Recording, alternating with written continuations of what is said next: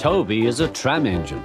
He has cow catchers and side plates and doesn't look like a steam engine at all. He takes trucks from farms and villages to the main line and is cheerful to everyone he meets.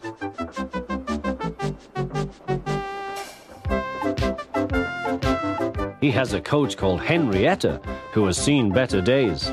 It's not fair at all, she grumbles, remembering that she used to be full and 9 trucks would rattle behind her.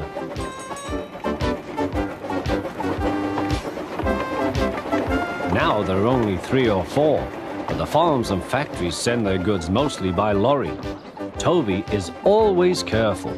The cars, buses and lorries often have accidents. Toby hasn't had an accident for years. The buses are crowded and Henrietta is empty.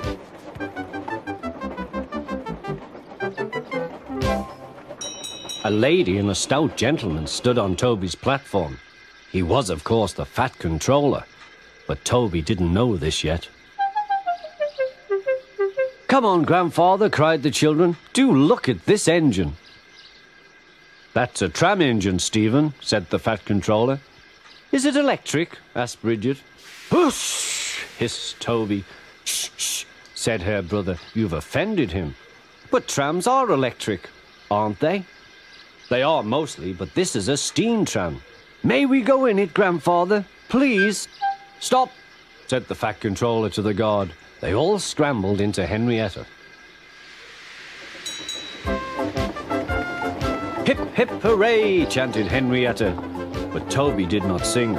"Electric indeed! Electric indeed!" he snorted. He was very hurt. "What is your name?" asked the Fat Controller. "Toby, sir." "Thank you, Toby, for a very nice ride." "Thank you, sir," said Toby. He felt better now. This gentleman, he thought, is a gentleman who knows how to speak to engines.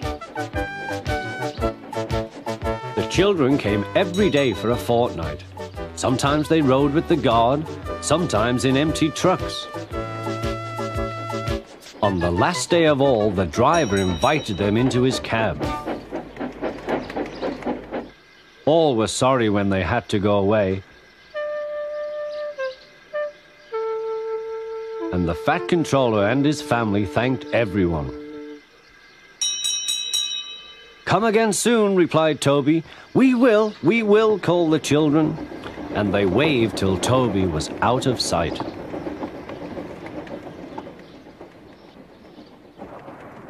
The months passed. Toby had few trucks and fewer passengers.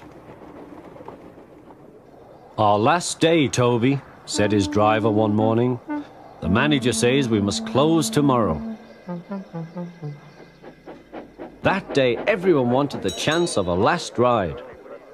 The passengers joked and sang, but Toby and his driver wished they wouldn't.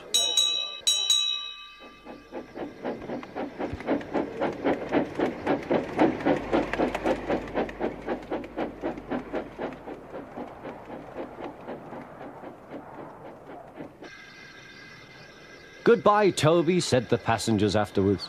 "We are sorry your line is closing down." "So am I," said Toby. Nobody wants me, Toby thought, and went unhappily to sleep. Next morning, the shed was flung open, and he woke with a start to see his driver waving a piece of paper. "Wake up, Toby," they shouted, "and listen to this. It's a letter from the stout gentleman." Toby listened but I mustn't tell you any more, or I shall spoil the next story.